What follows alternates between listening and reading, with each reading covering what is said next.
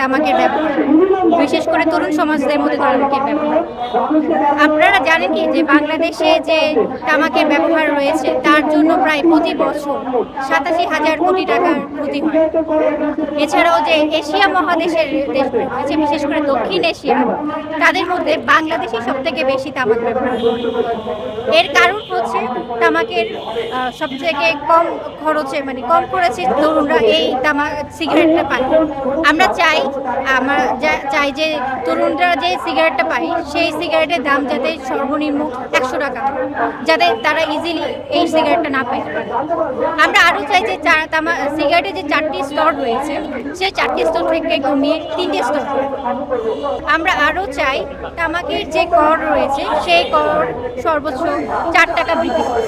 এর ফলে আমরা ভাবতে পারি যে তরুণরা সিগারেট ব্যবহার থেকে বিরত থাকবে। দীর্ঘমেয়াদে 1,85,408 প্রাপ্তবয়স্ক এবং 1,85,335 তরুণ জনগোষ্ঠীর অকাল মৃত্যু রোধ করা সম্ভব হবে।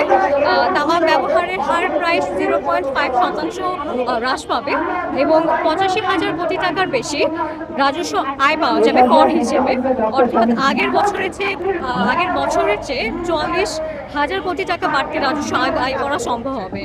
আর আমাদের বেসিক্যালি যেই লাভটা হবে, আমরা যদি লাভ ক্ষতির হিসাব অর্থ দিয়ে না করতে চাই, আমাদের 5 লক্ষ প্রাপ্তবয়স্ক মানুষ বা তরুণ ধূমপান থেকে বিরত থাকবে এবং 3,72,000-এর বেশি তরুণ ধূমপান থেকে ধূমপান শুরু করতে নিরুৎসাহিত হবে।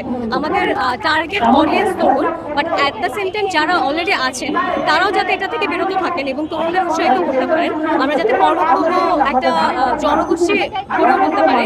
আমাদের কাছে যখন পেশেন্টরা আসে, আমরা যখন দেখি ম্যাক্সিমাম মানে সাইকোটিক যে পেশেন্টগুলো আছে প্লাস ইয়াং জেনারেশনের যে পেশেন্টগুলো আছে, ওদের ভিতরে টেন্ডেন্সি আমরা যখন হিস্ট্রি নেই দেখি যে হ্যাঁ ওরা স্মোকার। এর ভিতরে আসলে আমাদের বর্তমানের সামাজিক অবস্থা যেটা, সেইটা অনেকটাই এটার মধ্যে গুরুত্বপূর্ণ।